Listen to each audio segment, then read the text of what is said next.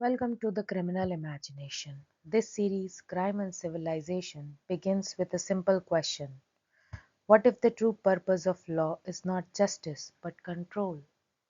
Across centuries, crime fiction has recorded the political fears of its age, from cursed kings and cunning thieves to corrupt judges and silent witnesses. Each episode investigates how power operates through narrative, what it hides, who it condemns, and what happens when the system turns inward and begins to devour itself. Today's case file, we have Edgar Allan Poe's Hop Frog. On the surface, it is a grotesque revenge tale. A crippled court jester burns his royal tormentors alive. But beneath the horror lies something far more profound. A radical meditation on bodily difference, power, spectacle, and the subversion of absolutism. In this episode, we will ask, how does Hop Frog weaponize the grotesque? What does revenge mean when justice is impossible? And can a disabled subject overturn the very architecture of monarchy through terror? This is not just a horror story, it's a revolt. Hop Frog opens in a court already dripping with decadence. We are told that the unnamed king is fond of jokes, practical pranks, and above all, the grotesque.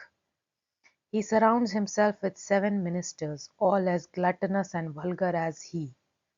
They are not symbols of reasoned governance, but caricatures of courtly excess. They are bloated, clownish relics of feudal monarchy. This is not just satire, it's spatial and theatrical politics. The king's court functions like a theatre, where the sovereign monopolizes the stage. All others, dwarfs, fools, subjects, exist to perform. This is a state defined by spectacle.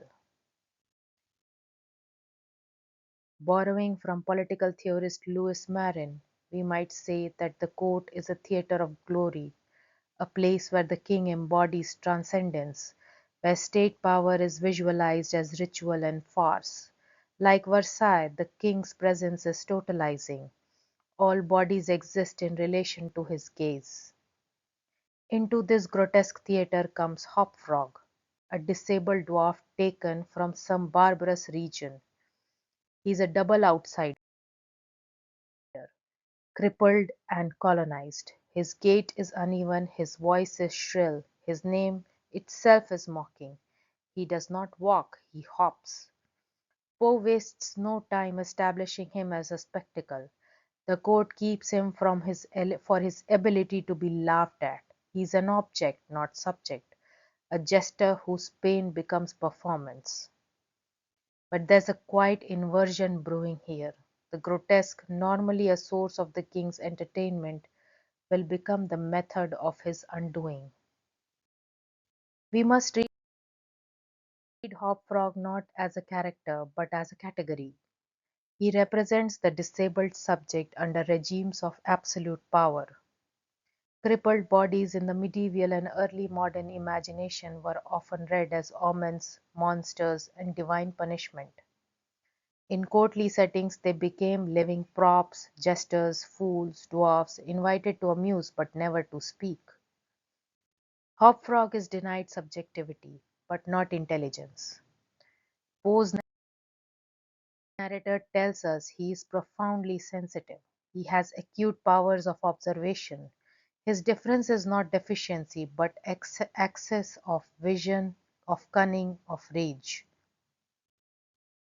Modern disability theorist Rosemary Garland Thompson argues that disabled bodies are the quintessential to be looked atness. They are always visualized, rarely heard. Hop Frog breaks this rule. He reclaims the grotesque not as performance for others, but as politics. His revenge is not a random act of rage, it is a carefully orchestrated inversion. The joke becomes terror, the spectacle becomes execution, the audience becomes the victim. Through fire, the disabled subject becomes judge and jury. The court's cruelty crescendos in a pivotal scene. The king demands that Hop Frog and his only friend, the dancer Trippetta, also a dwarf, devise a masquerade. When Trippetta pleads mercy for Hop Frog's overwork, the king strikes her. This slap is not mere violence, it is ritualized humiliation. It desecrates the only human bond Hop Frog possesses. It confirms that in his court, in the king's court, no subjecthood is allowed for those outside royal favor. The king's power is outbounded, bodily and theatrical. He performs domination in full view, and Hop Frog watches. It is here that the plot turns, almost imperceptibly, from jest to vengeance. Hop Frog proposes a masquerade out of orang outrangs. The king and his ministers will be chained together, dressed in tarred linen, and paraded into the ballroom pretending to be wild beasts. This isn't just a joke, it is a trap. Poe gives us clues: the flammable material, the chains, the locked doors. Hop Frog seizes the mechanisms of the royal spectacle and rewires them towards obliteration. He becomes not jester but stage manager of death, and he does it smiling. To understand Hop Frog's violence, we must understand the grotesque. Historically, the grotesque refers to distorted bodies, exaggerated limbs, monstrous forms. But Mikhail Bakhtin, writing on Rabelais, often offers a deeper lens. For Bakhtin, the grotesque body is subversive. It breaks boundaries, spills over, mocks hierarchy. It is anti-classical, anti-elite, anti-total. In Hop Frog, the grotesque turns court power against itself. The king and his ministers are turned into apes, beasts of colonial nightmare, covered in tar, howling and chained. The nobility is animalized, dehumanized, dragged through the same farce they once enjoyed. But Hop Frog is not just returning the gaze, he is weaponizing it. He lights a torch. The crowd, thinking it's a prank, laughs. But the tar catches. The beasts scream, the chain binds them, the fire spreads, the jesters burn. And Hop Frog escapes through a ceiling window with Trippetta. In this moment Poe creates a counter-spectacle. The grotesque, long used by power to degrade others, becomes revolutionary. Hop Frog, the ultimate visual joke, becomes the director of visual terror. The laughter curdles into horror. But what exactly is Poe offering here? Is it justice, or is it simply revenge, or is it something more complicated at work? Revenge in Hop Frog is absolute. It is theatrical, it is final. There is no appeal, no trial, no law, and yet it feels earned. Why? Because the state, the court, is shown to be incapable of justice. The king mocks injury. He slaps women. He enslaves bodies.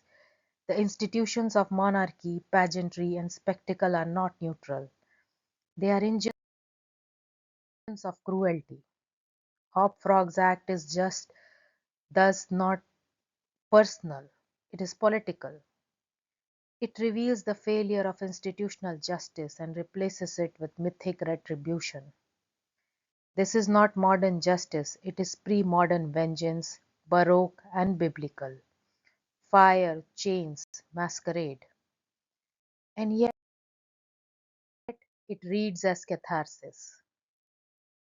Perhaps because Poe in 1849 was writing during a time of imperial cruelty, colonial spectacle, and American slavery.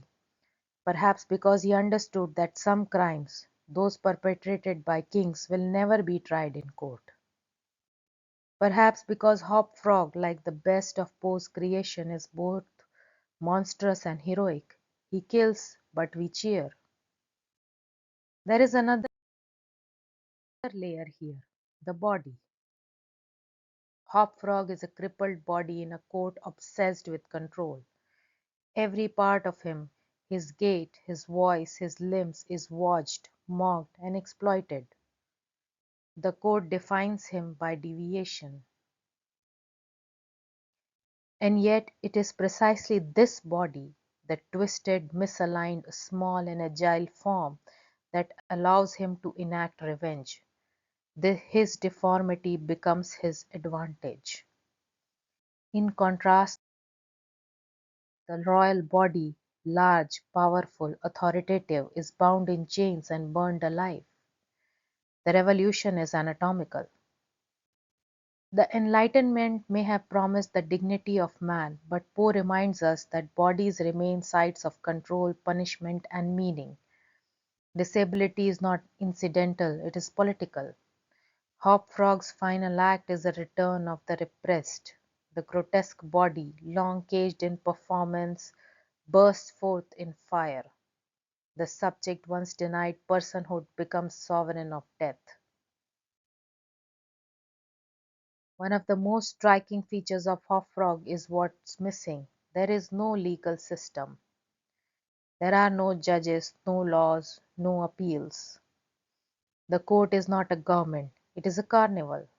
Power is embodied in the king and cruelty is entertainment. This is not the modern state, it is its decadent ancestor.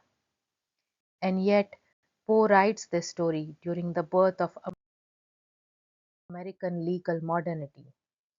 The 1840s saw the expansion of penitentiaries, the rise of scientific policing, and the codification of criminal law. And still, Poe stages Hop Frog in a world without law. Why?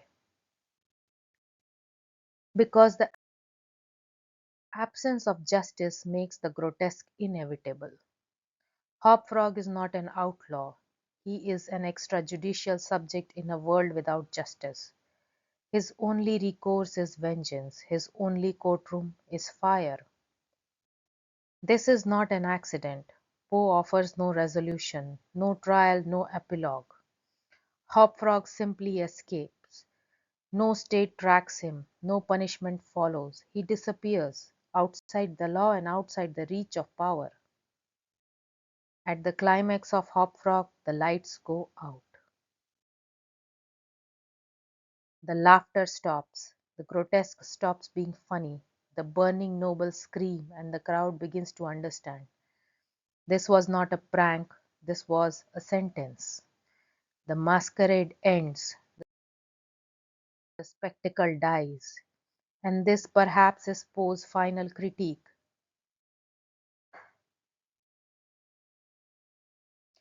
In monarchic systems, the people are spectators.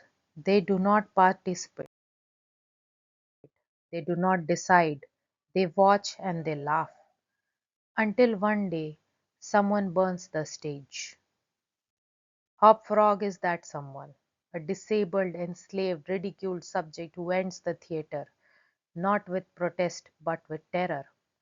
This is not a liberal revolution, it is the revenge of those who were never meant to have a voice. And it is terrifying, because it works. Let's wait Hop Frog in history. Poe wrote the story in 1849, at the end of a decade marked by revolution, slavery, and empire. In Europe, 1848 saw massive uprising against monarchic rule. In America, debates around abolition, labor, and democracy reached fever pitch, and Poe, a Southern writer, deeply aware of bodily exploitation, crafts a fable about a disabled slave burning down a court. Many critics read Hop Frog as a fantasy of Southern revenge. Others read Trippetta as a veiled figure of racialized femininity. But perhaps most powerfully, the tale anticipates something modern. The subject who refuses the terms of power. Poe perhaps unwittingly wrote a manifesto of revolt from below, not political rebellion, but physical, bodily retribution, not theory, but fire. In this sense, Hop Frog sits uneasily in American literature. Too grotesque for realism, too radical for satire, too violent for morality. But that discomfort is the point. So, what do we learn from Hop Frog? We learn that crime fiction is not just about law breaking, it is about law making. Poe shows us a world where the law has collapsed into cruelty, and from its ashes rises something darker. A revenge so total it leaves no courtroom standing. Hopfrog is not a hero or a villain, he is a grotesque avenger, the one who burns the stage so no one else can has ever to perform on it. When the state becomes spectacle, when justice becomes joke, when bodies become entertainment, then crime becomes a revolution, and one must ask, if justice becomes impossible within the structures of power, if law serves only the spectacle of cruelty, can vengeance ever be a form of ethical resistance, or does it merely reproduce the violence it seeks to destroy? And sometimes also remember that revolution wears a jester's cap and carries a torch. Thank you for watching. If you enjoyed this episode, subscribe for more on how crime fiction reveals the structure that shape our world. Until next time, watch the stage and don't laugh too soon.